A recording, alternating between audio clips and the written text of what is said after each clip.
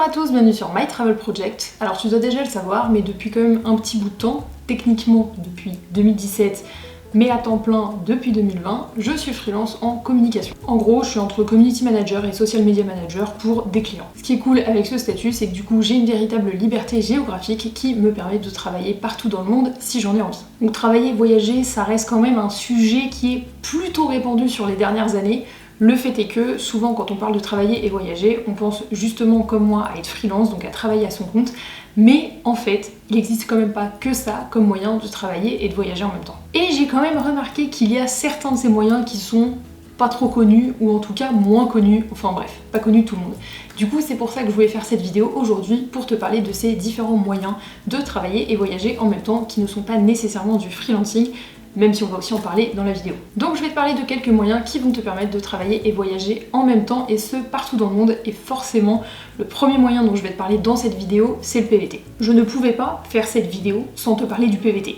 Donc si tu ne sais pas ce que c'est, PVT ça veut dire permis vacances-travail, et on le connaît aussi sous d'autres noms comme par exemple visa vacances-travail ou Working Holiday Visa en anglais. En fait le PVT c'est un accord qui est conclu entre deux pays et qui permet à des jeunes de 18 à 30 ans, et même parfois dépendamment des pays partenaires jusqu'à 35 ans, d'avoir un visa pour aller travailler et voyager dans un pays pendant une durée de 1 à 2 ans. Donc bien évidemment tu ne peux pas avoir ce permis, enfin ce visa pour tous les pays du monde, tout simplement parce qu'il faut qu'il y ait un accord entre deux pays partenaires. L'avantage que moi je trouve à ce visa c'est sa flexibilité, dans le sens où ça te donne un visa qui te permet de travailler dans le pays dans lequel tu vas partir. Par contre, techniquement, t'es pas obligé de travailler, et surtout, tu n'es pas relié à une entreprise spécifique. C'est-à-dire que tu arrives dans le pays, si tu as envie de travailler dans un bar, par exemple, pendant quelques semaines, tu peux travailler dans un bar. Si tu as envie, par exemple, de trouver un poste dans une entreprise, tu peux travailler dans une entreprise. Et c'est ça qui est vraiment cool, c'est que ça te donne un panel de possibilités pour bosser dans le pays dans lequel tu vas partir. Tu peux donc gagner en expérience professionnelle dans différents domaines pendant la durée de ton PVT. Tu peux décider de travailler d'ailleurs pendant toute la durée de ton PVT,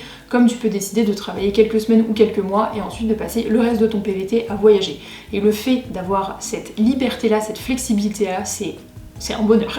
Personnellement, j'ai justement fait un PVT, parce que si tu ne le sais pas, j'ai fait un PVT de 2 ans au Canada qui m'a permis de gagner vraiment en expérience professionnelle et en même temps de découvrir plein de coins du Canada que j'avais pas eu l'occasion de visiter et de découvrir quand j'étais étudiante là-bas. Pour moi, le PVT, c'est une occasion en or de pouvoir avoir la possibilité en fait de travailler à l'étranger. Donc si tu as envie de le faire, je te conseille vraiment de tenter l'expérience. Et d'ailleurs, si tu as envie de tenter le PVT au Canada et plus spécifiquement à Montréal, je te conseille de regarder dans la barre d'infos. Je te mettrai le lien vers le guide du PVT à Montréal. C'est un guide, un e-book en fait de plus de 70 pages que j'ai créé pour t'aider et t'accompagner pour ton PVT spécifiquement à Montréal. Mais il faut savoir que t'es pas juste obligé d'aller au Canada comme moi je l'ai fait. Pour les Français, il existe 16 accords de PVT, et pour les Belges, il en existe 5. Donc ça fait quand même pour les Français 16 possibilités de voyages, de destinations différentes, et 5 pour les Belges. Je trouve que c'est quand même pas négligeable. Et si tu veux en savoir plus sur les différents PVT qui sont possibles en fonction de ton âge, en fonction de ta nationalité, je ne peux que te conseiller le site pvtis.net. C'est une mine d'or, c'est hyper complet. Je te laisserai bien sûr le lien dans la description pour que tu ailles voir. Si tu veux découvrir un peu les démarches pour les différents PVT, c'est vraiment sur ce site que tu dois aller, tout simplement. Ensuite, le deuxième moyen de travailler et de voyager en même temps, c'est le VSI. Donc VSI, ça veut dire Volontariat de Solidarité Internationale. Donc en fait, le VSI, c'est une mission d'intérêt général que tu vas réaliser dans un organisme qui est agréé pour recevoir des VSI et sur des actions de solidarité internationale. Donc le cas de figure le plus classique, ou en tout cas celui que j'ai personnellement le plus vu, c'est le fait de partir en VSI dans une ONG sur le terrain. Par exemple, moi quand j'ai fait mon stage de fin d'études au Cambodge, donc j'ai travaillé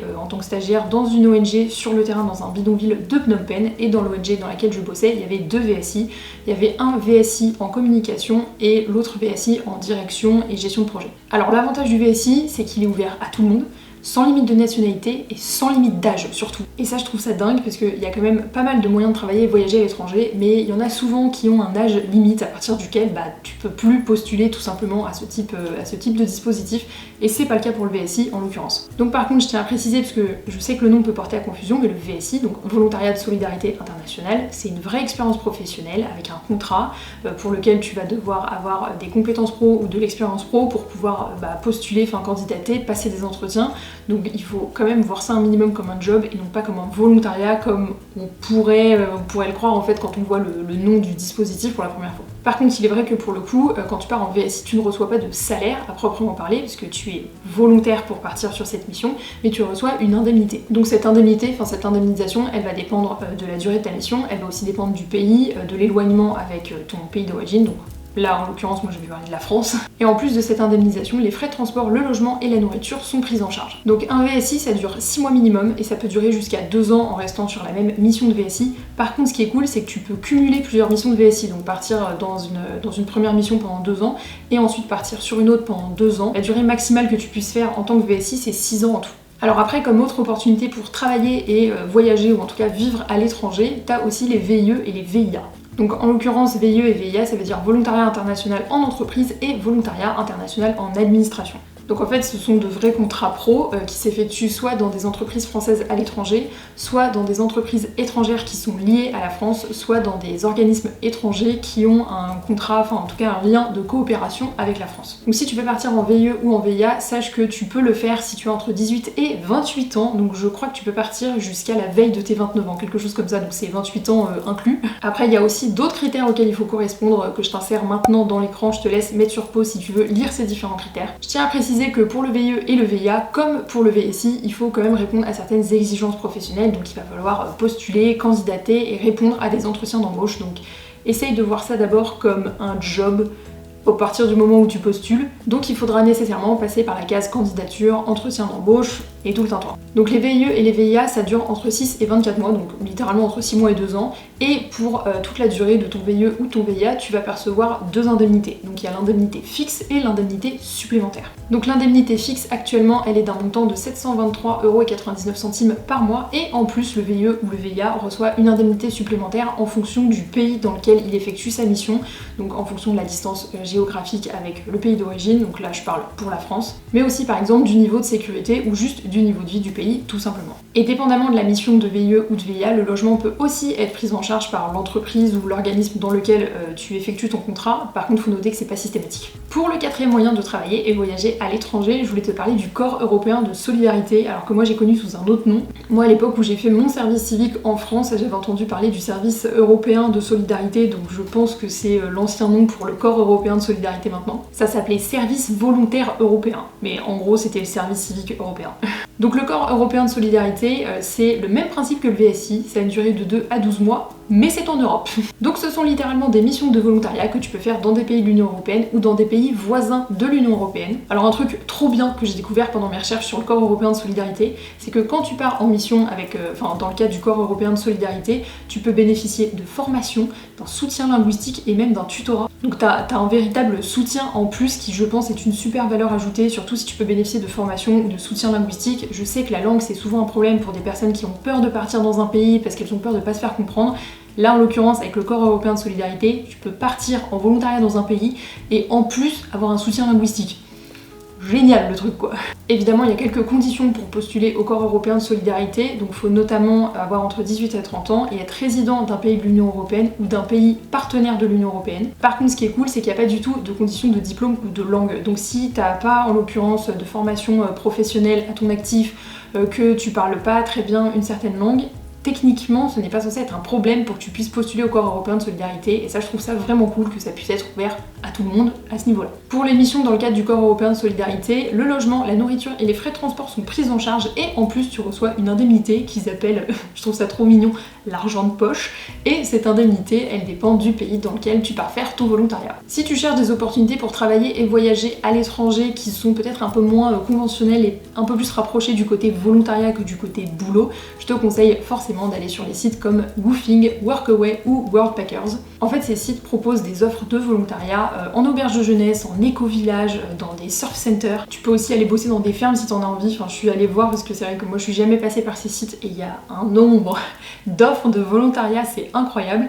Et ce qui est vraiment cool avec ces offres de volontariat, déjà je trouve que ça t'apporte toujours une expérience et ça c'est dingue, tu peux vraiment apprendre plein de choses pendant ces volontariats, surtout si tu fais un volontariat dans des domaines que tu connais pas. Mais en plus, en échange de quelques heures de travail par jour, tu auras par exemple l'hébergement gratuit ou quelques repas gratuits par jour, tu pourras avoir accès à certains cours. Si par exemple tu fais ton volontariat dans un centre de yoga, tu pourras avoir des cours de yoga gratuits. En fait, toutes ces indemnités dépendent forcément de là où tu vas faire ton volontariat et c'est toujours spécifié sur les sites et sur les offres de volontariat. Donc bien évidemment, tous les volontariats ne vont pas nécessairement te proposer tous les repas gratuits, plus l'hébergement, plus des cours de yoga gratos et d'autres machins. Il y a des avantages qui diffèrent en fonction des offres de volontariat, donc je te conseille vraiment de regarder ça si c'est une opportunité qui t'intéresse. Mais je trouve ça vraiment cool en fait d'avoir ces opportunités de travail volontaire qui te permettent de moins dépenser en voyage, en même temps de quand même, je trouve, gagner un peu d'expérience professionnelle, peu importe le domaine dans lequel tu vas bosser, et du coup d'économiser un peu pendant que tu voyages pour ensuite voyager un peu plus longtemps parce qu'il te restera de l'argent. Et je tenais quand même à terminer cette vidéo avec le dernier moyen, selon moi, de travailler et voyager en même temps, et c'est le freelancing, ou en tout cas le fait de travailler à son compte, appelle ça comme tu veux. Alors loin de moi l'idée de te vendre ça comme la solution miracle pour travailler et voyager, parce que honnêtement, je pense que le fait de travailler à son compte, ce n'est pas fait pour tout le monde. Mais si tu penses que tu as des compétences que tu pourrais mettre à profit, que tu pourrais vendre en tant que service à des potentiels clients, et que tu n'as pas de problème forcément à t'organiser seul, à travailler seul et à construire entre guillemets ton auto-entreprise, alors peut-être que le freelancing, c'est fait pour toi. Attention cependant, je tiens quand même à le préciser, mais ça reste du travail et de l'organisation. Il faut créer tes offres, il faut trouver tes propres clients, il faut créer ton portfolio, il va falloir que tu gères ta comptabilité, que tu gères tous ces aspects-là d'une auto-entreprise que tu n'as pas à gérer quand tu es par exemple salarié dans une entreprise. Donc c'est vraiment un travail à multiples facettes, peu importe les compétences et les services que tu vas vendre à tes clients. Je tiens aussi à dire que c'est pas parce que tu te lances en freelance demain que tu vas pouvoir en vivre le mois prochain. Néanmoins, ça ne veut pas dire que c'est impossible. Mais si la liberté d'organisation et de mouvement que le freelancing propose t'intéresse et que c'est compatible avec les compétences que toi tu voudrais vendre auprès de tes clients, alors je pense qu'il serait quand même pas mal que tu jettes un œil au freelancing, au fait de travailler à son compte, de créer sa propre entreprise, enfin son auto-entreprise. Donc si tout ça t'intéresse, t'intrigue un peu, je te conseille de te renseigner sur le sujet. Donc voilà pour ces différents moyens de travailler et de voyager à l'étranger. J'espère que ça t'aura plu, que tu auras pu découvrir certaines opportunités qui peut-être t'intéressent. Comme tu vois, j'ai vraiment essayé de te montrer différents moyens qui sont un peu différents, donc c'est-à-dire pas juste des volontariats, pas juste du freelancing, mais j'ai vraiment essayé de te mettre en avant différents types de contrats, de dispositifs qui existent auxquels tu pourrais postuler si bien évidemment tu corresponds aux critères et que ces dispositifs t'intéressent. En tout cas, peu importe les moyens de travailler et voyager que je t'ai présentés dans cette vidéo et ceux qui t'intéressent, je suis persuadée que dans tous les cas, ils te permettront de gagner en expérience pro, de voyager, de vivre à plus ou moins long terme dans un pays et donc de découvrir une nouvelle culture, une nouvelle destination. Et bien sûr, tu retrouveras dans la barre d'infos tous les liens URL de ces différents dispositifs qui te donneront davantage de détails et surtout qui t'expliqueront les procédures pour candidater s'il y a un de ces moyens qui te donne envie. Toi d'ailleurs, n'hésite pas à me dire dans les commentaires lequel de ces moyens de travailler et voyager en même temps t'attire le plus, ou au contraire si tu as déjà bénéficié d'un de ces dispositifs pour travailler et voyager en même temps. En tout cas, j'espère que ça t'aura plu et nous on se retrouve bientôt dans une prochaine vidéo. Ciao!